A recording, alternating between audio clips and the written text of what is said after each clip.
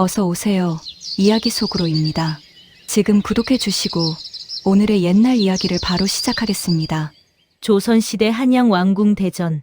화려한 비단 병풍이 둘러진 넓은 방 안에서 21살의 젊은 여인이 왕비마마 앞에 공손히 무릎을 꿇고 앉아 있습니다.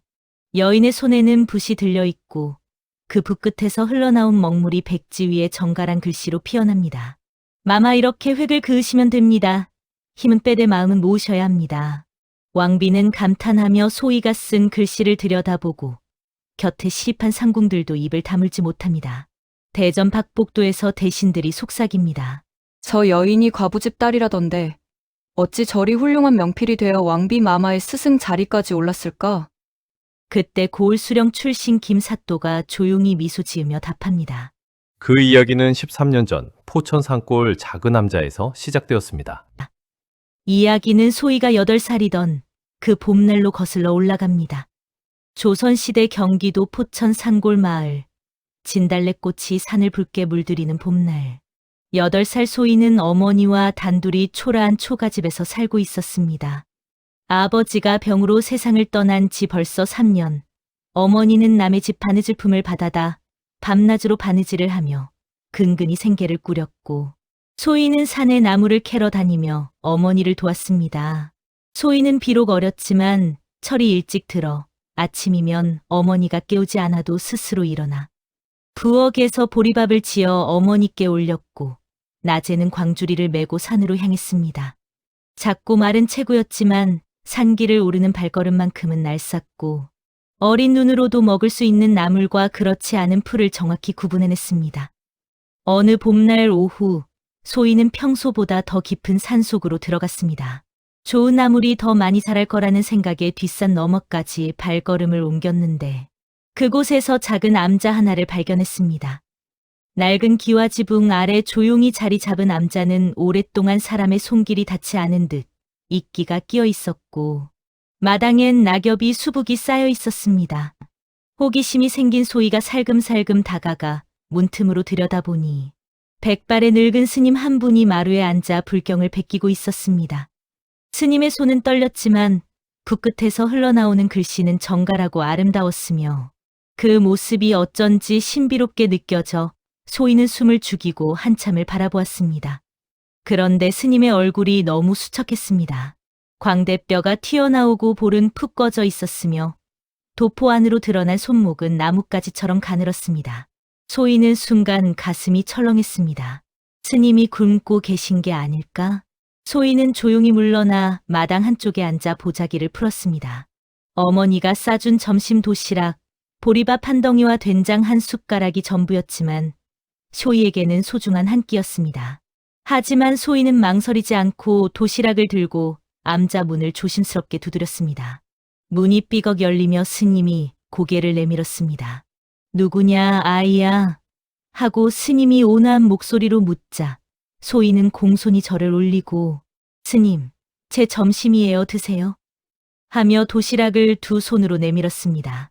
스님은 잠시 멍하니 소희를 바라보다가 이내 눈시울이 붉어지며 도시락을 받아들었습니다.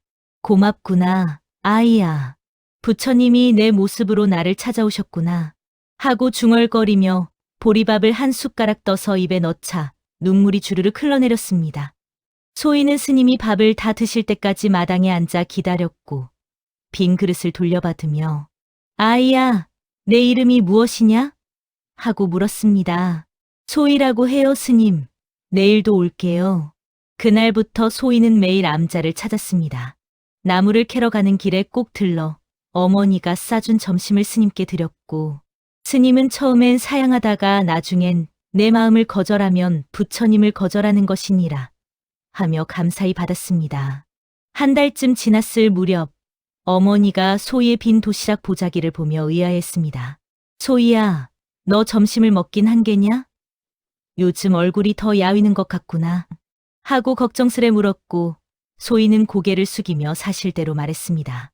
어머니, 뒷산 암자의 스님이 계세요. 며칠째 굶고 계신 것 같아서 제 점심을 드렸어요. 어머니는 한숨을 쉬었습니다. 자신들도 먹을 게 넉넉지 않은데 딸이 끼니를 거르고 있다니 마음이 아팠습니다. 하지만 딸의 맑은 눈을 보자 꾸짖을 수가 없었습니다. 얘야, 그래, 내 마음씨가 기특하구나. 어머니가 내일부터 국밥을 끓여줄 테니 그걸 스님께 가져다 드려라.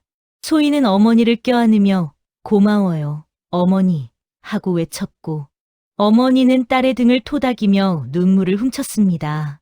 저 작은 것이 벌써 남의 아픔을 헤아릴 줄 아는구나. 다음 날부터 소희는 따끈한 국밥 한 그릇을 광주리에 담아 암자로 향했습니다. 산길을 오르며 국밥이 식지 않도록 보자기로 열어 겹싸고 돌부리에 걸려 넘어질 뻔해도 그릇을 꼭 붙잡았습니다. 암자에 도착하면 스님은 이미 마루에 앉아 기다리고 계셨고 소희가 건넨 국밥을 받아들며 아이야, 내 덕에 이 늙은이가 살아간다 하고 감사를 표했습니다. 스님은 국밥을 드시며 가끔 소희에게 물었습니다. 너는 글을 배운 적이 있느냐? 너는 무엇이 되고 싶으냐? 소희는 고개를 저으며 저는 가난해서 글을 배울 수 없어요. 하지만 언젠가 글을 배울 수 있다면 좋겠어요. 하고 대답했습니다. 스님은 소희의 맑은 눈동자를 오래 바라보았습니다.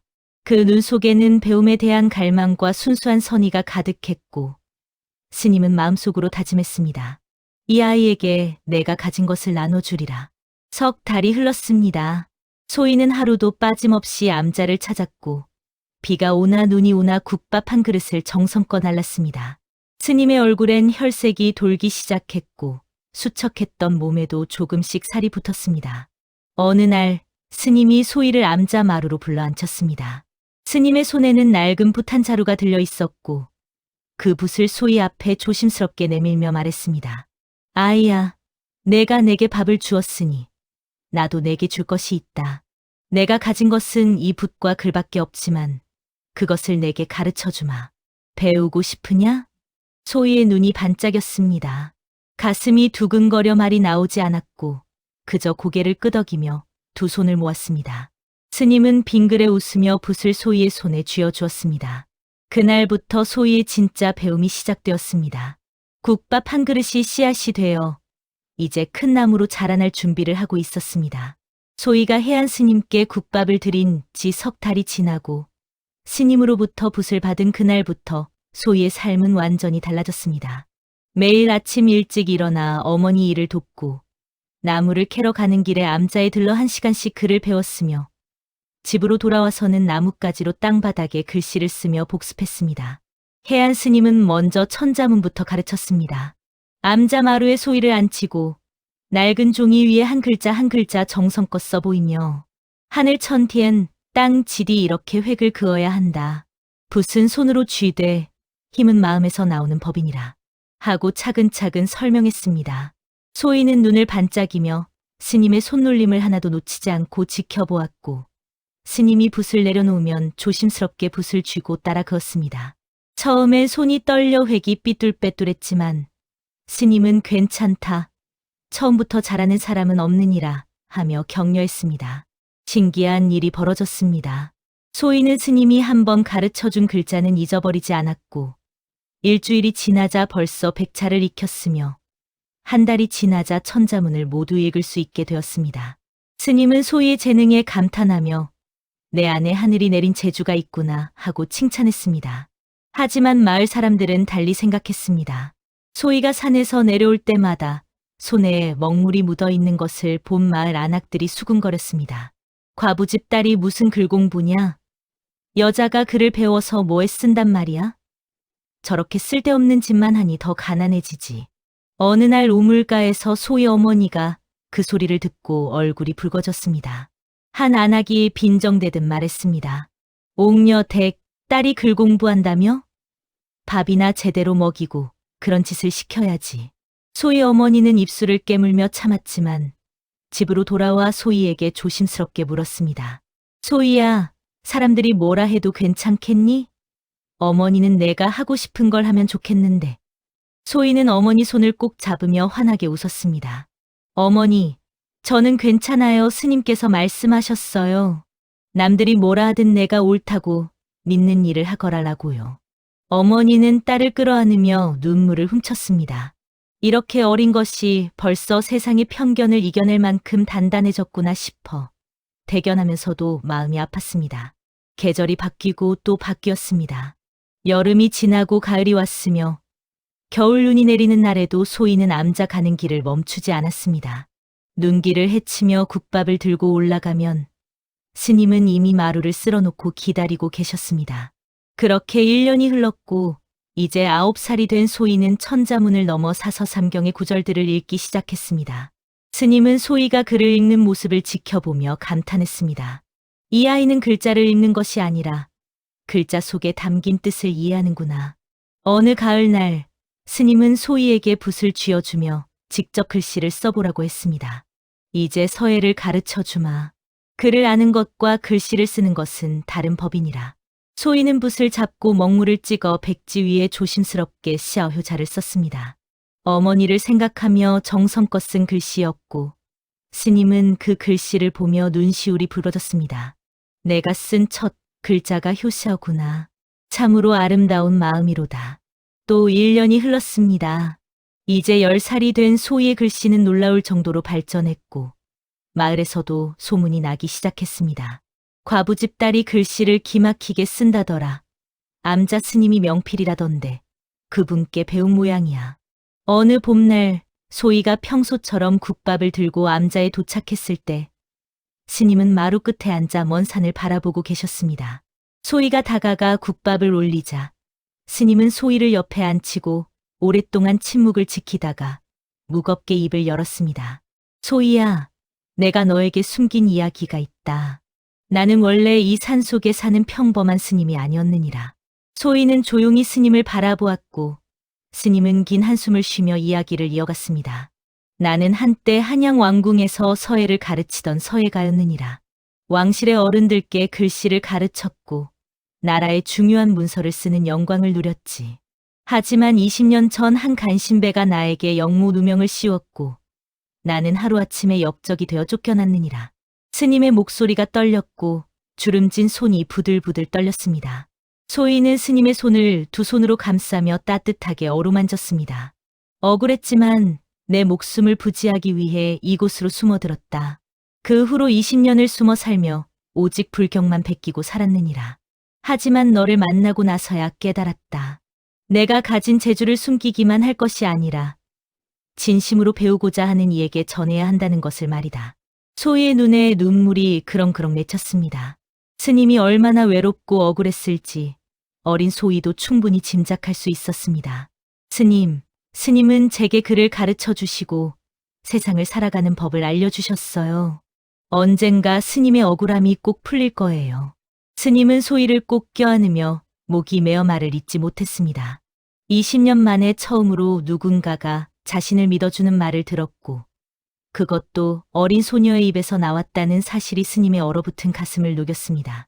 그날 이후 스님은 더욱 열심히 소희를 가르쳤습니다.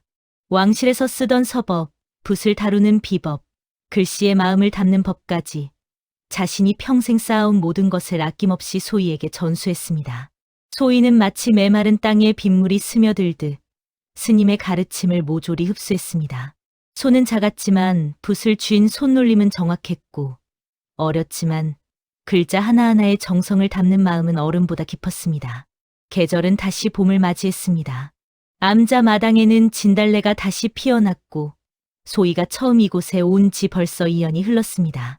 이제 10살이 된 소희는 더 이상 어리숙한 아이가 아니었습니다. 스님은 마루에 앉아 소희가 쓴 글씨를 펼쳐놓고 오래 바라보았습니다. 효, 인, 의, 예. 하나하나가 모두 아름다웠고 그 글씨 속에는 소희의 순수한 마음이 고스란히 담겨 있었습니다. 스님은 중얼거렸습니다. 이 아이는 언젠가 나보다 더 훌륭한 서예가가 되겠구나. 아니 이미 나를 넘어섰는지도 모르지. 기술이 아니라 마음으로 글씨를 쓰니 말이야. 소희는 스님 옆에 앉아 국밥을 올렸습니다. 2년 전 처음 드렸던 그날처럼 오늘도 변함없이 따뜻한 국밥 한 그릇. 스님은 그 국밥을 받아들며 활짝 웃었습니다. 고맙다, 소희야. 내가 내 삶의 빛을 가져다 주었구나. 소희도 환하게 웃으며 대답했습니다. 스님, 저야말로 감사해요. 스님이 제게 날개를 달아주셨어요. 암자 마루 위로 봄바람이 불어왔고 진달래꽃 향기가 두 사람을 감싸 안았습니다. 국밥 한 그릇에서 시작된 인연이 이제 스승과 제자의 깊은 정으로 자라났고 그 정은 앞으로 더 큰 기적을 만들어낼 씨앗이 되었습니다. 소희가 15살이 되던 해 가을, 단풍이 산을 붉게 물들이던 어느 날 포천 고을 수령 김사또가 마을을 순시하러 왔습니다. 김사또는 백성들의 생활을 살피고 고을 이곳저곳을 둘러보던 중 뒷산 암자에 들러 해안 스님께 인사를 드리기로 했습니다. 암자에 도착한 김사또는 주지 스님의 안내로 법당에 들어갔고 벽에 걸린 불경 한 폭을 보는 순간 발걸음이 멈췄습니다. 붓글씨가 너무나 아름다웠기 때문입니다. 획 하나하나가 살아 숨쉬는 듯했고 글자 속에서 깊은 정성과 마음이 느껴졌습니다. 김사또가 감탄하며 물었습니다. 주지 스님, 이 글씨를 누가 쓴 것입니까? 한양에서도 보기 힘든 명필인데요. 주지 스님이 빙그레 웃으며 대답했습니다. 사또 나리, 이 글씨는 우리 마을 소희라는 소녀가 쓴 것입니다. 해안 스님께 글을 배운 지 7년이 되었지요. 김사또는 눈을 크게 뜨며 믿을 수 없다는 표정을 지었습니다. 소녀가? 그것도 7년밖에 안 배웠는데 이런 경지에 올랐단 말입니까? 주지 스님은 소희를 불러오게 했습니다. 잠시 후 나물 캐던 소희가 광주리를 들고 암자로 올라왔고 김사또 앞에 공손히 절을 올렸습니다. 소희는 이제 15살이 되어 어린아이의 모습은 사라지고 가냘프지만 단정한 자태를 갖추었으며 먹물 묻은 손가락과 또렷한 눈빛이 인상적이었습니다. 김사또는 소희를 의심스럽게 바라보며 직접 시험해보기로 했습니다. 붓과 종이를 내놓고 여기서 지금 한 구절을 써보거라 하고 명했고 소희는 조용히 붓을 들어먹을 적셨습니다. 소희는 잠시 눈을 감고 호흡을 가다듬더니 붓을 들어 백지 위에 한 구절을 썼습니다. 마음을 바르게 하고 뜻을 성실히 하여 몸을 닦고 집안을 가지런히 한다. 글씨가 완성되자 김사또는 입을 다물지 못했습니다. 붓놀림이 능숙했을 뿐만 아니라 글자 하나하나의 힘과 기품이 살아있었으며 무엇보다 15살 소녀가 쓴 글씨라고는 믿기지 않을 만큼 성숙하고 깊이가 있었습니다. 김사또는 소희 앞에 다가가 두 손을 모으며 정중히 말했습니다. 소희야, 내 재능이 아까워서 그러는데 나를 따라 고을 관하로 가지 않겠느냐? 거기서 제대로 된 스승 밑에서 더 배울 수 있을 것이다. 소희는 고개를 숙이며 조용히 대답했습니다. 사또 나리, 감사하지만 저는 어머니를 버릴 수 없습니다. 어머니는 저 하나만 의지하고 사시는데 제가 떠나면 누가 어머니를 돌봐드리겠습니까? 김사또는 소희의 효심에 감동했고 더 이상 강요하지 않았습니다. 그렇다면 이 마을에서 내 재능을 나누는 것은 어떻겠느냐? 아이들에게 글을 가르쳐주면 좋겠구나 하고 제안했습니다. 소희는 고개를 끄덕였습니다. 그날부터 소희는 마을 서당 한쪽을 빌려 아이들에게 글을 가르치기 시작했습니다.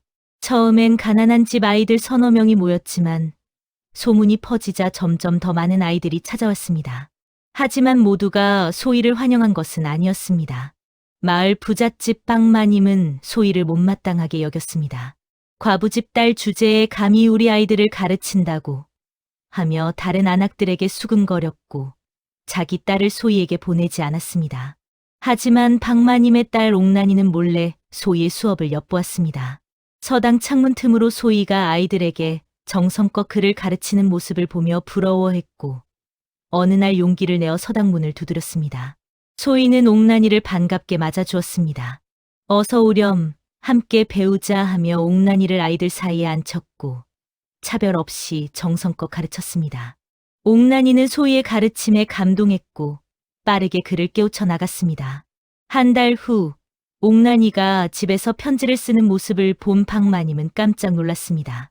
딸이 이렇게 빨리 그를 깨우칠 줄은 몰랐기 때문입니다. 박마님은 딸에게 누가 가르쳤느냐고 물었고 옥란이는 소희 언니가 가르쳐줬어요 하고 대답했습니다. 박마님은 부끄러웠습니다. 자신이 그토록 무시하던 과부집 딸이 자기 딸을 이렇게 훌륭하게 가르쳤다는 사실에 얼굴이 화끈거렸습니다. 다음 날 박마님은 쌀 한 가마니를 들고 소희네 집을 찾아갔습니다. 소희 어머니가 놀라 문을 열자 박마님은 고개를 숙이며 옥녀댁, 그동안 미안했소. 내가 편견에 사로잡혀 소희를 함부로 대했소. 용서해 주시오. 소희 어머니는 박마님의 손을 잡으며 마님, 괜찮습니다. 우리 소희가 마님 따님을 가르칠 수 있어서 오히려 기뻤답니다. 그날 이후 박마님은 소희의 가장 큰 후원자가 되었습니다.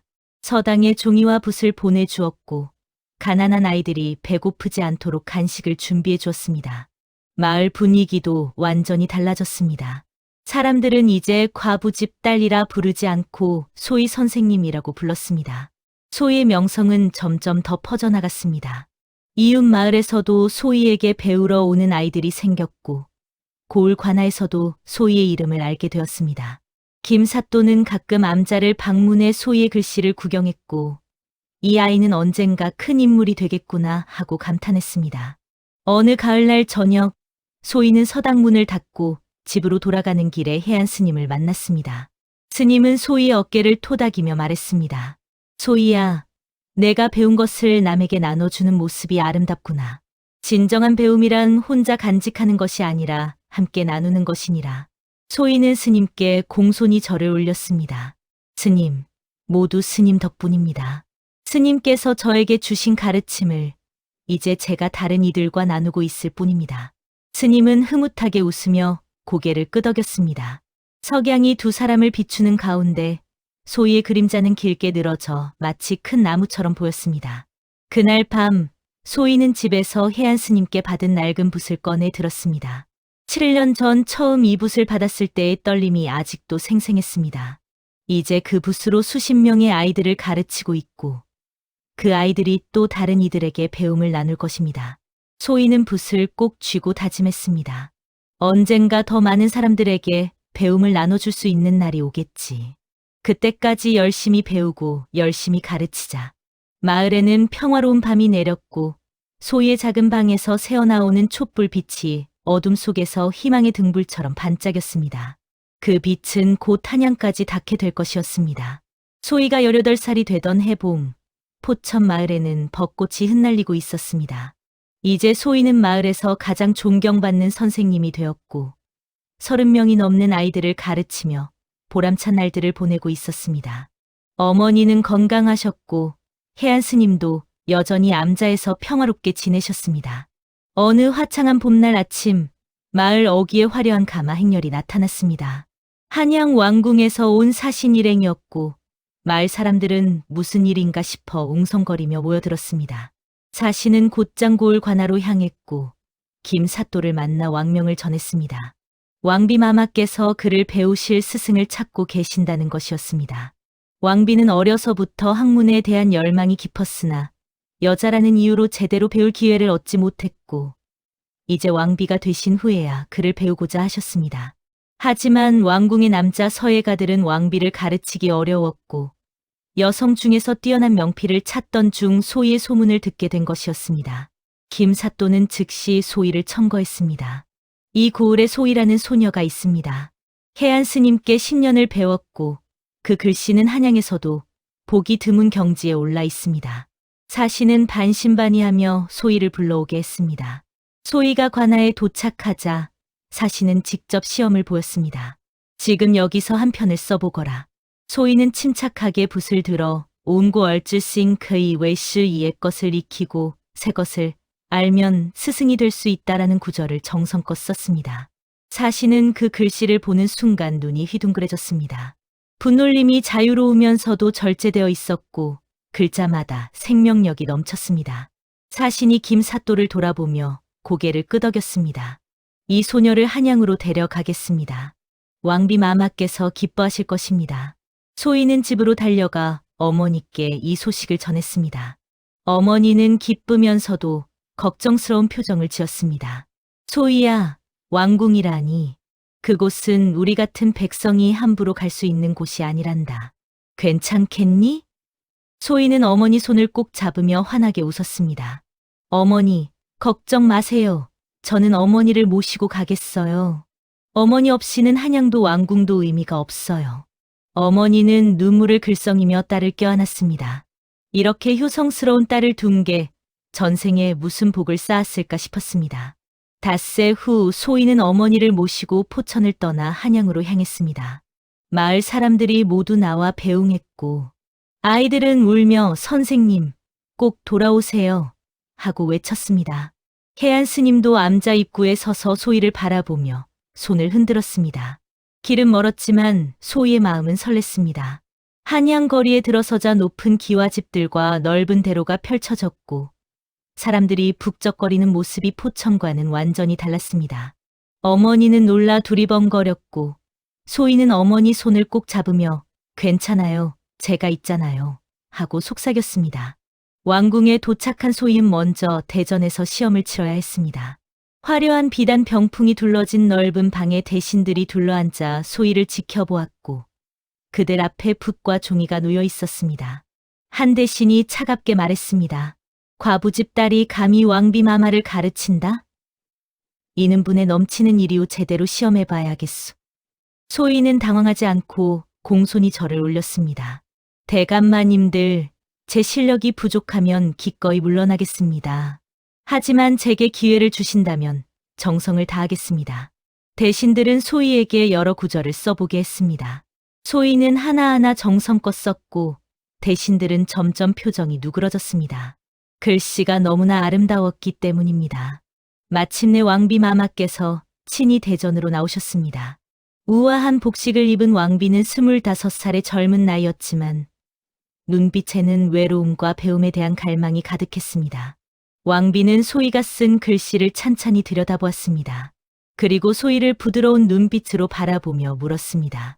아이야, 내가 글을 배운 이유가 무엇이냐? 소희는 고개를 숙이고 정직하게 대답했습니다. 마마, 저는 가난했지만 배우고 싶었습니다. 해안 스님께서 저에게 기회를 주셨고 저는 그 은혜를 잊지 않기 위해 배운 것을 다른 이들과 나누고 있습니다. 왕비는 소희의 손을 잡으며 미소를 지었습니다. 내 마음씨가 곱구나. 나도 너처럼 배우고 싶었단다. 내 스승이 되어주겠느냐? 소희는 눈물이 핑 돌았습니다. 왕비 마마께서 이렇게 겸손하게 부탁하시다니 감격스러웠습니다. 마마, 황공하옵니다. 제가 아는 모든 것을 정성껏 가르쳐 드리겠습니다. 반대하던 대신들도 왕비의 결정에 더 이상 이의를 제기하지 못했습니다. 왕비는 즉시 소희의 어머니를 위해 한양에 집을 마련해주고 넉넉한 생활비를 하사했습니다. 소희 어머니는 평생 처음으로 기와집에 살게 되었고 먹고 사는 걱정 없이 지낼 수 있게 되었습니다. 다음 날부터 소희는 왕비를 가르치기 시작했습니다. 대전의 한쪽에 마련된 조용한 방에서 왕비와 소희는 마주 앉아 글씨를 썼습니다. 소희는 포천 암자에서 해안 스님께 배웠던 그대로 정성껏 한 글자 한 글자 가르쳤습니다. 왕비는 놀라울 정도로 빨리 배웠습니다. 총명했을 뿐만 아니라 배우고자 하는 열정이 남달랐기 때문입니다. 한 달이 지나자 왕비는 기본적인 글씨를 쓸 수 있게 되었고 석 달이 지나자 제법 아름다운 글씨를 쓰게 되었습니다.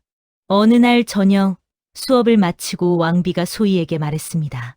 소희야, 내가 아니었다면 나는 평생 이렇게 아름다운 글을 쓰지 못했을 것이다. 고맙다.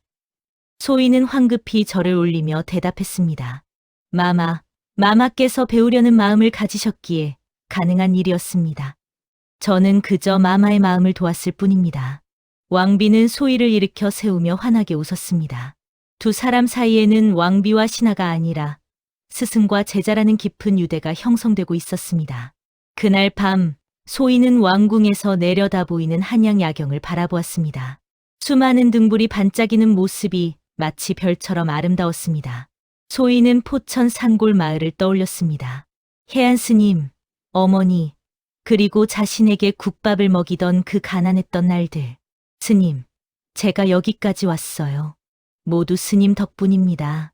소희는 마음속으로 스님께 감사를 전했습니다. 국밥 한 그릇에서 시작된 인연이 이제 왕궁까지 닿았습니다. 하지만 소희는 알고 있었습니다. 이것은 끝이 아니라 새로운 시작이라는 것을. 앞으로 더 많은 사람들에게 배움을 나눠줘야 한다는 것을. 한양의 밤하늘에는 별이 쏟아질 듯 빛났고 그 별빛 아래에서 소희는 다음 날을 준비했습니다. 왕비에게 가르칠 새로운 글귀를 연습하며 붓을 들고 또 들었습니다. 과부집 딸에서 왕비의 스승이 된 소희. 하지만 소희는 여전히 겸손했고 여전히 배우고자 했습니다. 그것이 진정한 스승의 자세라는 것을 해안 스님께 배웠기 때문입니다. 소희가 왕비의 스승이 된 지 3년이 흘렀습니다. 이제 21살이 된 소희는 왕궁에서 가장 존경받는 여성학자가 되었고 왕비 마마는 소희의 가르침으로 훌륭한 서예가로 성장하셨습니다. 왕비가 쓰신 글씨는 왕궁 전체에 소문이 났고 왕께서도 왕비의 글씨를 보시고 크게 칭찬하셨습니다.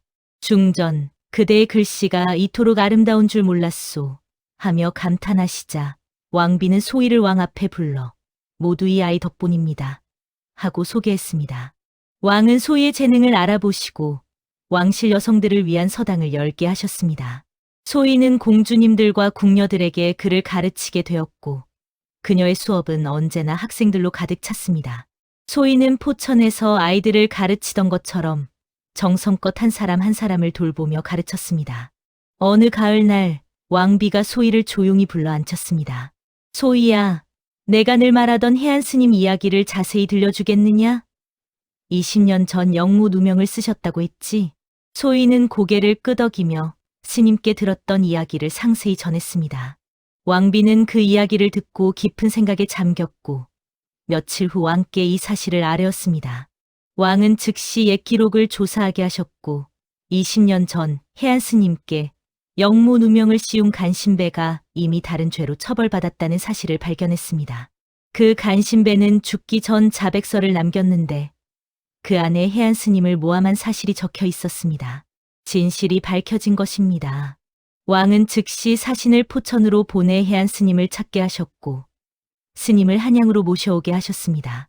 한 달 후 소희는 왕궁 대전 앞에서 해안 스님을 기다렸습니다. 13년 만에 스승님을 다시 뵙게 되는 순간이었습니다. 대문이 열리고 백발의 스님이 지팡이를 짚고 들어오시자 소희는 눈물이 쏟아져 달려가 스님 앞에 엎드렸습니다. 스승님, 소희입니다. 제가 여기까지 올 수 있었던 건 모두 스승님 덕분입니다. 해안 스님은 떨리는 손으로 소희의 머리를 쓰다듬으며 목이 메어 말했습니다. 소희야, 내가 이렇게 훌륭하게 자라다니. 내가 국밥 한 그릇을 받고 내게 붓을 쥐어준 게 엊그제 같은데. 왕은 대전에서 해안 스님을 접견하시고 무릎을 꿇고 사죄하셨습니다. 선생께서 억울하게 누명을 쓰신 것을 이제야 알게 되었소. 선생의 명예를 회복시켜드리겠소. 해안 스님은 왕께 복권되었고 왕실 서예 고문으로 임명되었습니다. 하지만 스님은 정중히 사양하며 신은 이미 늙었고 다만 제자 소희가 잘 되는 것을 보는 것만으로 충분합니다. 하고 말씀하셨습니다. 왕은 스님께 한양의 집을 하사하셨고 넉넉한 복록을 내리셨습니다. 스님은 그 은혜에 감사하며 소희와 함께 한양에서 편안한 여생을 보내게 되었습니다. 그날 저녁 소희는 스님과 어머니를 모시고 왕궁에서 내려다 보이는 한양 야경을 함께 바라보았습니다. 세 사람은 말없이 서로의 손을 잡고 있었고 그 침묵 속에는 13년간의 모든 이야기가 담겨 있었습니다. 소희는 왕비의 허락을 받아 한양 성 밖에 작은 서당을 열었습니다. 가난한 집 아이들을 위한 무료 서당이었고 왕비께서 직접 지원해 주셨습니다. 소희는 낮에는 왕궁에서 왕실 여성들을 가르치고 저녁에는 성박 서당에서 가난한 아이들을 가르쳤습니다. 포천에서 소희에게 배웠던 아이들 중 몇몇이 한양까지 찾아왔습니다. 선생님, 저희도 선생님처럼 아이들을 가르치고 싶어요 하며 소희를 도왔고 서당은 점점 커져갔습니다. 어느 봄날 소희는 해안 스님과 함께 포천 산골 암자를 다시 찾았습니다. 13년 만에 돌아온 그곳은 예전 그대로였습니다. 진달래꽃이 만발했고 암자는 여전히 조용히 자리를 지키고 있었습니다. 소희는 암자 마루에 앉아 스님께 차를 올렸습니다. 13년 전 국밥을 올리던 그 자리, 붓을 처음 봤던 그 자리였습니다. 해안 스님은 차를 한 모금 마시고 조용히 말씀하셨습니다. 소희야, 너는 이제 깨달았느냐? 진짜 스승이 누구인지를. 소희는 고개를 갸웃거렸습니다. 스승님이 제 스승 아니십니까? 스님은 고개를 저으며 빙그레 웃었습니다. 아니다, 내가 나의 스승이었느니라. 내가 국밥을 주었을 때 나는 배운 것이다. 진정한 선의가 무엇인지, 조건 없는 베풀미 무엇인지를 내가 나를 살렸고 내가 내게 다시 세상과 소통할 용기를 주었느니라. 소희는 눈물이 핑 돌았습니다. 스님은 소희의 손을 잡으며 말씀을 이었습니다. 진짜 스승은 가르치는 사람이 아니라 배우는 사람이란다. 가르침을 받아들이는 열린 마음, 배운 것을 나누는 너그러운 마음을 가진 사람이 진짜 스승이지. 너는 그것을 이미 알고 있었고 나는 내게서 그것을 배웠느니라. 소희는 스님께 깊이 절을 올렸습니다. 스승님, 저는 앞으로도 계속 배우고 나누겠습니다. 그것이 스승님께 받은 은혜를 갚는 길이니까요. 암자 마당에는 벚꽃이 흩날렸고 두 사람은 오래도록 말없이 앉아 봄바람을 느꼈습니다. 그로부터 세월이 또 흘렀습니다. 소희는 평생 글을 가르치며 수백 명의 제자를 길러냈습니다. 왕실 공주들, 양반집 교수들, 그리고 가난한 백성의 자녀들까지 소희는 누구든 차별 없이 정성껏 가르쳤습니다. 소희의 제자들은 또 다른 제자들을 가르쳤고 그렇게 배움의 씨앗은 조선 팔도로 퍼져나갔습니다. 사람들은 소희를 여성학자의 어머니라 불렀고 후대에까지 그 이름이 전해졌습니다. 어느 가을날 이제 백발이 된 소희는 서당 마루에 앉아 제자들이 글 쓰는 모습을 바라보았습니다. 어린 소녀 하나가 열심히 붓을 쥐고 글씨를 쓰고 있었는데 그 모습이 꼭 13년 전 자신의 모습 같았습니다. 소희는 그 소녀에게 다가가 머리를 쓰다듬으며 말했습니다. 잘하고 있구나. 글씨는 마음으로 쓰는 것이란다. 소녀가 고개를 들어 소희를 바라보며 환하게 웃었습니다. 그 미소 속에서 소희는 보았습니다. 국밥 한 그릇을 들고 암자를 오르던 8살 소녀의 모습을, 붓을 처음 봤던 날의 떨림을, 스승님께 감사하던 그 마음을. 소희는 창밖을 바라보았습니다. 저 멀리 포천 산골이 보이는 듯했고 암자 마루에 앉아 계실해한 스님의 모습이 떠올랐습니다. 스승님, 제가 잘하고 있나요?